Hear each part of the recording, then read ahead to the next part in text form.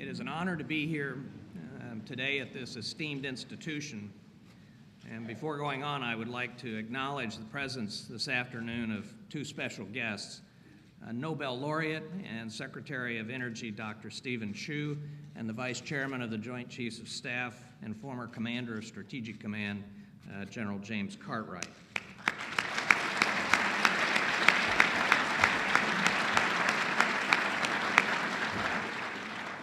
To the NDU community, thank you for all you do in service to our country. And to the students in particular, I wish you the best as you prepare to take on important leadership positions. I know you're really here to listen to what Vice President has to say, so I'll be very brief.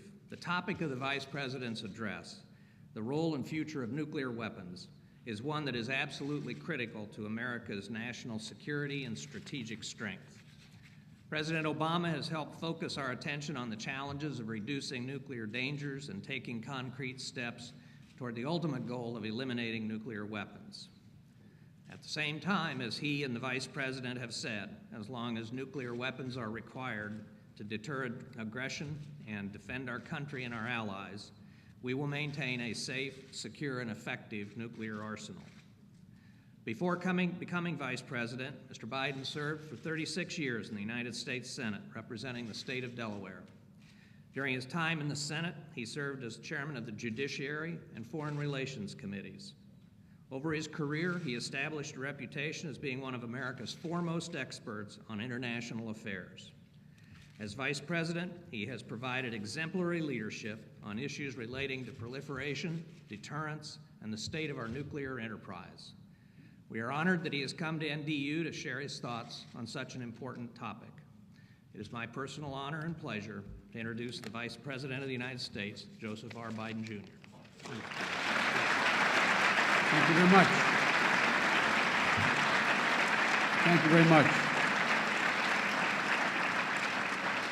Thank you all very much. It's an honor to be here, and it's an honor to be introduced by Bob Gates. Ladies and gentlemen, Secretaries Gates and Chu, General Cartwright, Undersecretary Taucher, Administrator D'Agostino, and Vice Admiral Rondo, members of the Armed Services, students, thank you all for coming.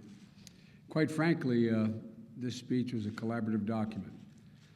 Bob Gates could deliver this speech, General Cartwright could deliver this speech, and probably do it better than I will. But the fact of the matter is that at its founding, former Secretary of War gave this campus a mission that is the very essence of our national defense. He said, and I quote, "Not to promote war, but preserve peace by intelligent and adequate preparation to repel aggression." That's what this is all about. That's what I think this speech is about, quite frankly.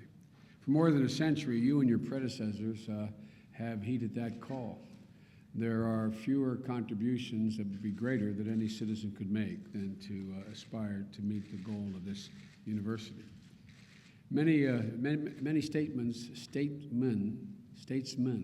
have walked to this campus and pronounced statesman better than I have.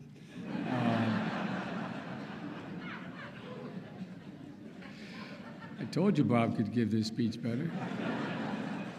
But many statesmen have walked this campus, including our own administration's outstanding National Security Advisor, General Jim Jones.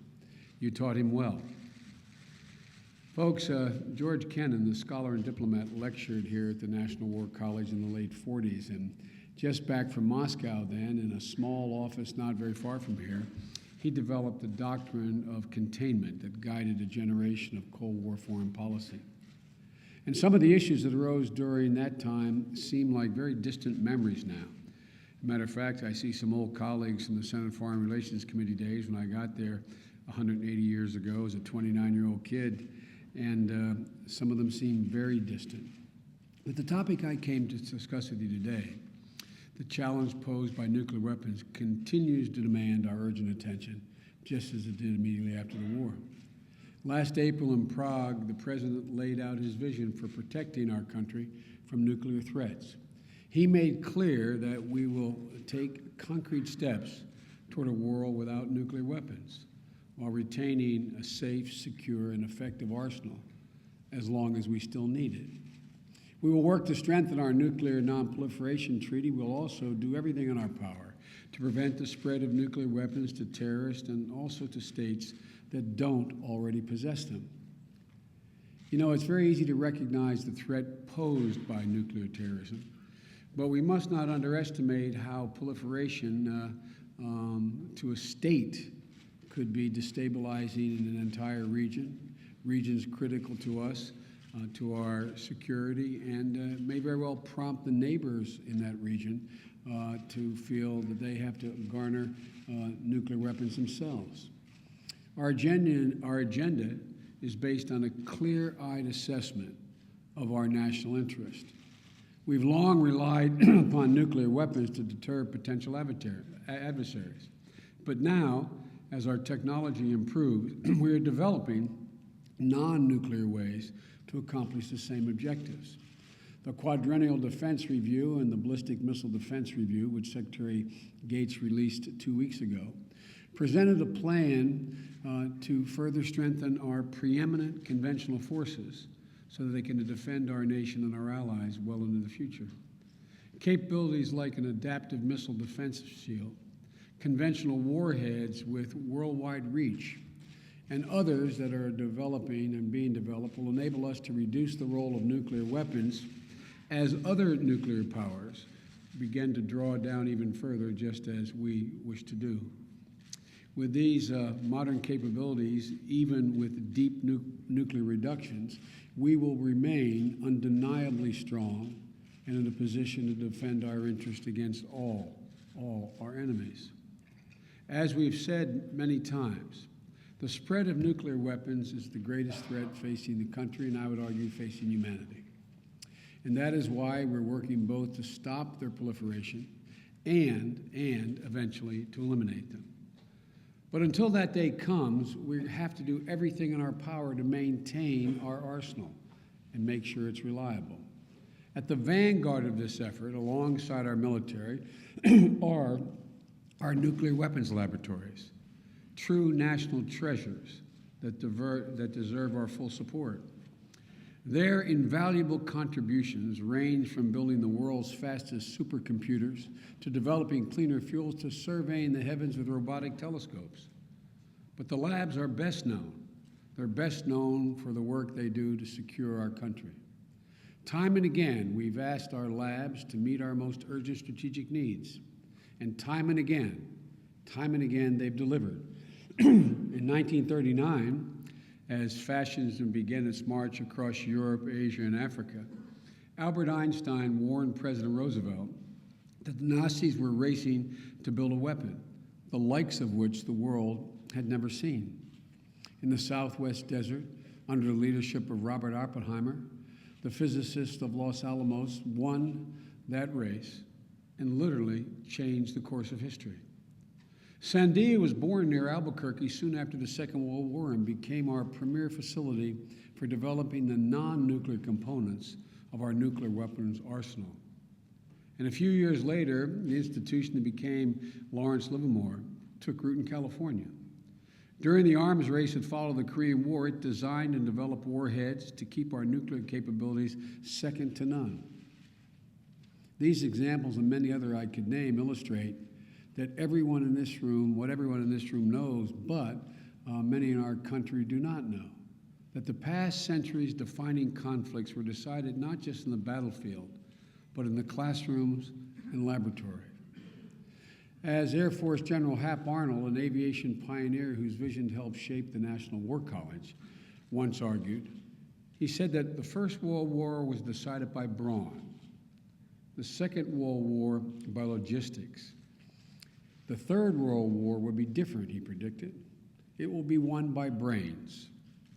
Well, General Arnold got it almost right. Great minds like Kennan and Oppenheimer helped win the Cold War and prevent a Third World War altogether. During the Cold War, we tested nuclear weapons in our atmosphere, underwater and underground, to confirm that they worked before deploying them and to evaluate more advanced concepts as well. but explosive testing damaged our health, disrupted our environment, and set back our non-proliferation agenda. 18 years ago, George H.W. Bush, President Bush, signed the nuclear testing moratorium enacted by Congress, which is in place to this very day. Under that moratorium, our laboratories have maintained our arsenals through what is known, you all know, but the public doesn't know the phrase, our stockpile stewardship program. They're able to do that without underground testing, using techniques that are as successful as they are cutting edge. Today, the directors of the nuclear laboratories, all of whom I had a chance to meet, tell me and the President and all of us that they have a deeper understanding of our arsenal from stockpile stewardship than they ever had when testing was commonplace. Let me repeat that. Our labs know more about our arsenal today than when they were able to explode weapons at our facilities on a regular basis. With our support, the labs can anticipate potential problems and reduce their impact on the arsenal. Unfortunately, during the last decade, our nuclear complex and experts were neglected and underfunded.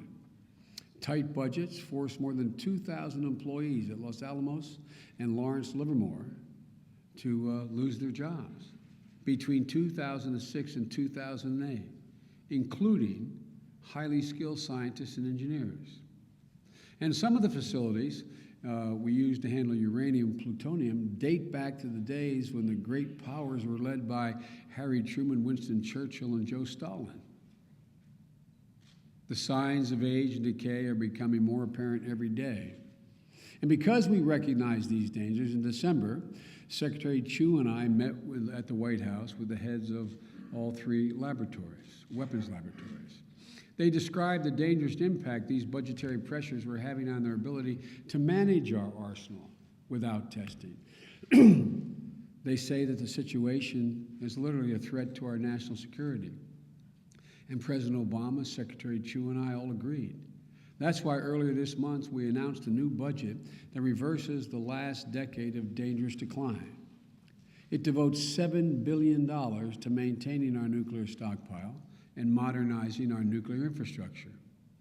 To put that in perspective, that's $624 million more than Congress approved last year, and an increase of $5 billion over the next 5 years. Even in these tight fiscal times, we will commit the resources needed to required to maintain our security interests. This investment is not only consistent with a non-proliferation agenda, we argue it's essential to pursue a non-proliferation agenda. Guaranteeing our stockpile, coupled with broader research and development efforts, allows us to pursue deeper nuclear reductions without in any way compromising our security. As our conventional capabilities improve, we're going to continue to reduce our reliability on nuclear weapons. We'll be able to continue to reduce our reliability on nuclear weapons. Responsible disarmament requires versatile specialists who are able to manage the process. The skilled technicians who look after our arsenal today are the ones who will safely dismantle it tomorrow. And the chemists who understand how plutonium ages also develop forensic to track missing nuclear materials and to catch those who are trafficking in it. Our goal of a world without nuclear weapons has been endorsed by leading voices in both parties.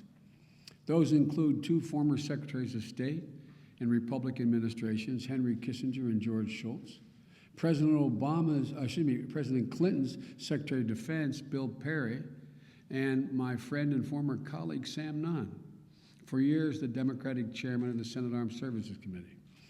Together, these four statesmen called for eliminating nuclear weapons, and they called it a bold initiative consistent with America's moral heritage.